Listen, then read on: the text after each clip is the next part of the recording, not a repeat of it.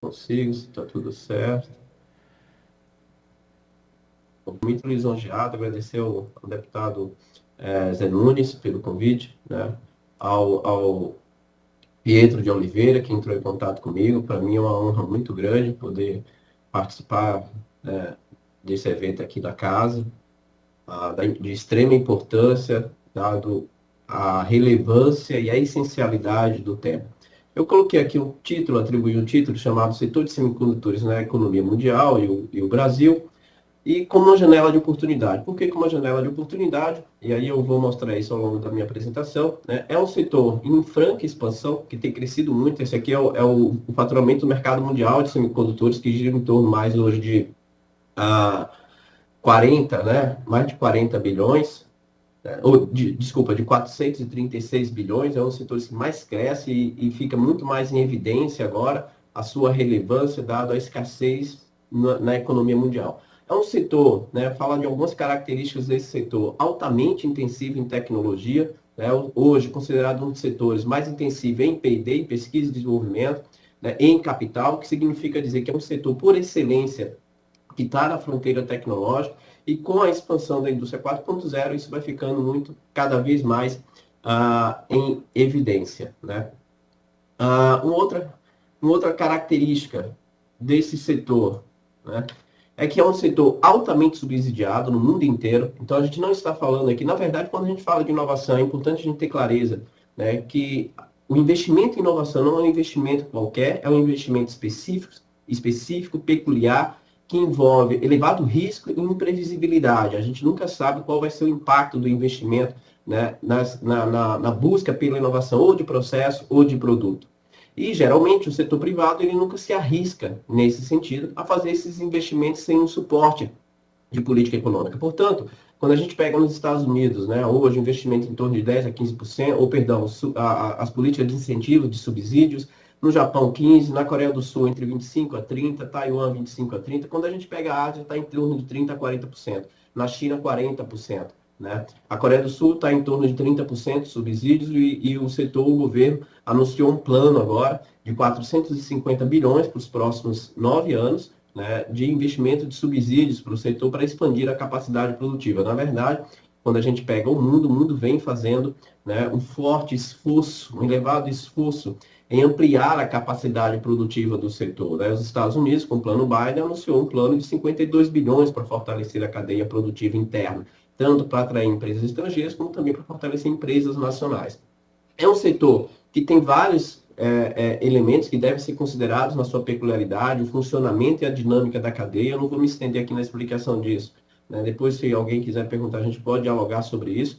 Mas é importante ter clareza que ele tem cadeias ou segmentos, né? Como também ele tem modelos de negócio. Por que essa questão do modelo de negócio é importante? Porque o caso do Ceitec é uma empresa que opera no front-end, ou seja, é uma empresa que opera no front-end ou no elo superior da cadeia produtiva, que é intensivo em tecnologia.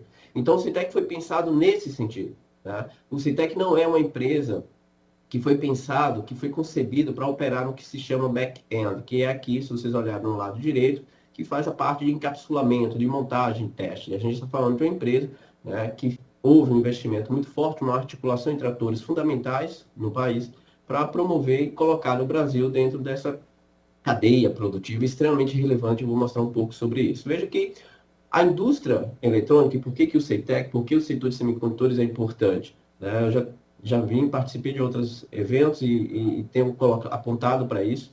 A indústria eletroeletrônica no Brasil é um setor altamente deficitário. Né? Quando vocês pegarem esse gráfico aqui, a linha cinza é o resultado da balança comercial, a linha azul exportação e a linha laranja é importação.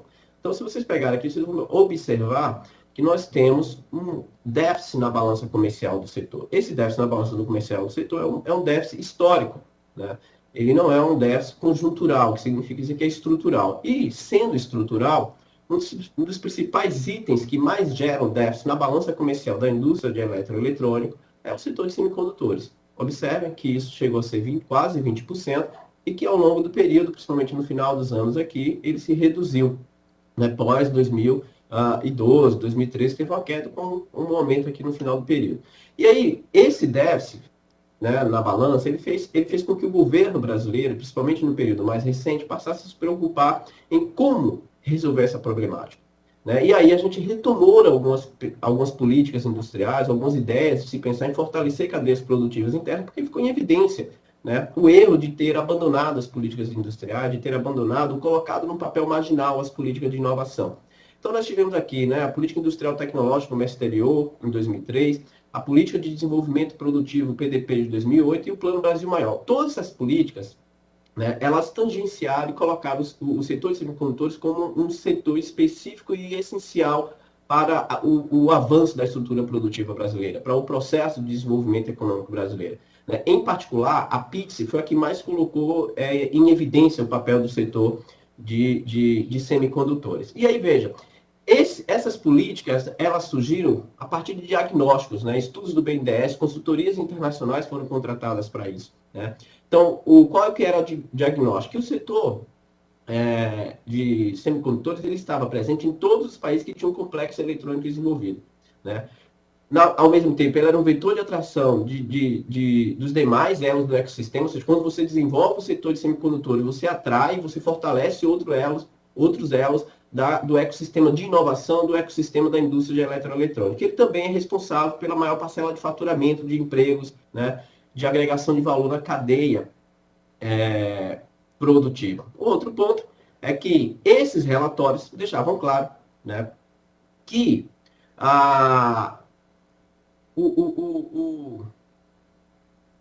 experiência internacional no setor de semicondutores mostrava que, na maioria dos países, né, que desenvolveram o setor de semicondutores, sempre houve uma articulação muito forte entre Estado e setor privado, né, para dinamizar os investimentos. Por isso, por aquela questão que eu falei lá inicialmente, é um setor intensivo em capital, é um setor intensivo em tecnologia e que é arriscado o investimento. E que, portanto, o capital, o setor privado, sozinho, ele não realiza. E, portanto, essa articulação foi importante, porque o elevado custo de investimento exigia um volume de instrumentos de subsídios, de incentivos fiscais muito alto. E isso, quando a gente pega os principais players, Estados Unidos, Japão, Coreia do Sul, Taiwan, né, que promoveram o desenvolvimento desse setor. No Brasil, a primeira experiência nossa na tentativa de fortalecer a cadeia produtiva foi a Lei de Informática. A Lei de Informática é uma política industrial de caráter fiscal que foi criada nos anos 90 e que se aprimorou com o objetivo básico ali de aprofundar a cadeia produtiva. E qual que é o problema, né? Ou alguns elementos problemáticos que foram apresentados ali a partir da Lei de Informática. Né? Houve avanços, foi considerado que nós tivemos avanços na indústria de eletroeletrônico, mas, ao mesmo tempo, ficou claro que a gente tinha um parque industrial concentrado mais na etapa de montagem final, ou seja, a nossa produção era mais limitada à montagem de kits importados, que já contém aí, né, os componentes críticos, em especial semicondutores e displays, que se consolidam ali como a maior parte do valor do bem final. Ou seja, ficava claro que a gente precisava adensar mais ainda a cadeia produtiva brasileira. E é por isso que se cria, em 2007, o PADIS, né, que é o Programa de Apoio ao Desenvolvimento Tecnológico da Indústria de Semicondutores, que está sendo discutido, inclusive, agora no governo federal, né, para renovação. O PADIS é um programa especificamente que se associa à lei de informática para adensar e fortalecer a cadeia produtiva de eletroeletrônicos. Mas se cria o PADIS tendo o reconhecimento de que o setor de semicondutores ele precisava de um suporte maior. Então, o PADIS, alguns indicadores que nós temos, vocês percebam que, né, é um setor para incentivar a inovação, e a gente já tem alguns resultados. Né? O faturamento, por exemplo, bruto das empresas incentivadas, de 2011, salta de 336 milhões, vai para 3 bilhões em 2018. Né? Quando você pega o faturamento e a contrapartida de P&D, né, você sai de 245 milhões e vai para 2 bilhões e 524. E o investimento em PDI sai de 12 milhões e alcança 102 milhões. Então, existem elementos, né, que apontam para a relevância e o papel importante. E veja, entender o PADIS não apenas como resultados de indicadores como esse que eu estou apresentando, mas o PADIS ele é mais importante do que tudo, e eu estava discutindo isso essa semana com o pessoal no Ministério da Ciência e da Tecnologia, porque eu faço consultoria para eles em alguns projetos de avaliação dos impactos das políticas, das leis de incentivos, e a ideia é, essas leis de incentivos, para além das métricas de impacto, como produção, aumento de P&D, aumento na formação de parceria de ICTs, elas têm um papel relevante de criar um ecossistema que estimula a inovação. Né? Isso é muito importante, mais importante do que tudo quando a gente fala de política de inovação. E veja que o PADIS, né, ele ainda é, quando a gente compara com outros programas de incentivo, como, por exemplo, a Lei de Informática e a Lei do Bem, que é um outro programa que não é setorial, ele é mais horizontal, porque abarca vários setores da cadeia da atividade produtiva. Você vê que o PADIS ele só tem 7,4% como total das leis de incentivos no país em relação à inovação. É um programa muito pequeno, por isso a importância dele em se ampliar, principalmente quando a gente considera as características do setor. Se você pegar o setor só até SMC, está investindo 100 bilhões na expansão da cadeia produtiva, né, de dólares, isso é muito importante. Outro ponto, e aí que eu queria entrar, né, é que é nesse conjunto, nesse cenário em que se identificava a importância de alavancar o setor da cadeia produtiva, de fortalecer a cadeia produtiva de eletroeletrônicos, principalmente do setor de semicondutores, que surge o CETEC. Né? O CETEC é uma empresa que ela é concebida ali no início dos anos 2000, em Porto Alegre, né? Mas somente em 2018 que a estatal vai ser criada. Então, a semente da criação do CETEC eu acho muito importante porque fica em evidência o elo entre o que nós chamamos de Sistema Nacional de Inovação, ou seja, eu tenho, né, a assinatura dos protocolos de intenções ali no ano 2000 entre o governo municipal, estadual e federal, instituições do ensino superior da Universidade Federal do Rio Grande do Sul e da PUC do Rio Grande do Sul, com engenheiros capacitados no exterior, ou seja, eu articulo atores fundamentais do Sistema Nacional de Inovação em torno de um projeto de política industrial, que era a PITS na época, e associado a uma política de estímulo à inovação, que é o PADIS, para tentar avançar nas estruturas produtivas nacionais e fortalecer, né, fortalecer, portanto, a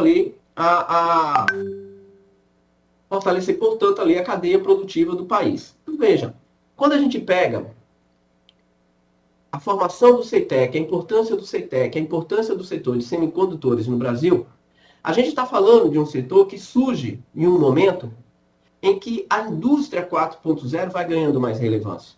Por isso que eu chamo isso de janela de oportunidade. O professor André Roncalha, com o qual eu já participei de alguns eventos, ele tem um termo que eu acho genial para discutir essa questão dessas novas janelas de oportunidade, essas novas transformações, que é de tecnologias disruptivas. Né? Ou seja, são tecnologias que promovem transformações. E essas transformações, vários autores estão trabalhando e apontando para essa temática de que essas tecnologias elas abrem janelas de oportunidades, principalmente para os países periféricos que já têm capacidades internas construídas, que é o caso do Brasil.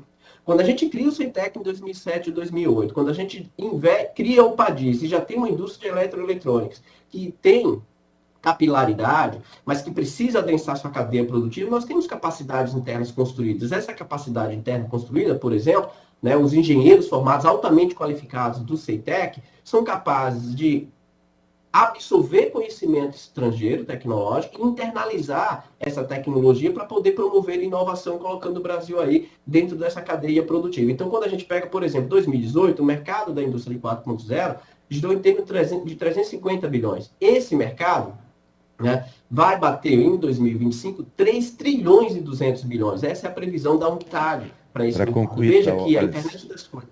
Estou caminhando já para a conclusão. A internet das coisas, né, a nanotecnologia, o 5G são os mercados que mais vão crescer. A robótica, né?